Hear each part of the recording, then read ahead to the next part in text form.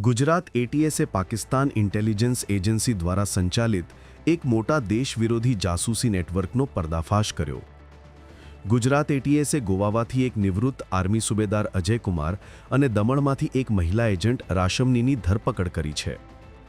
તપાસમાં સામે આવ્યું છે કે પાકિસ્તાન ઇન્ટેલિજન્સ એજન્સીએ અંકિતા શર્માના ખોટા નામ હેઠળ નિવૃત્ત આર્મી સુબેદાર અજય કુમાર સિંહ સાથે સંપર્ક કર્યો હતો.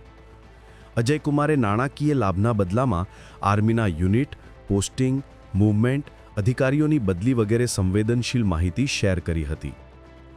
આટલું જ નહીં, દમણ ખાતે રહેતી રાશમની આ નેટવર્કમાં મહત્વપૂર્ણ ભૂમિકા ભજવતી હતી. નાણાકીય લાભના બદલામાં રાશમનીને પ્રિયા ઠાકુર નામની ખોટી ઓળખ બનાવીને ભારતીય આર્મીના જવાનો સાથે મિત્રતા કરવાની અને ગુપ્ત માહિતી મેળવવાની સૂચના આપવામાં આવી હતી.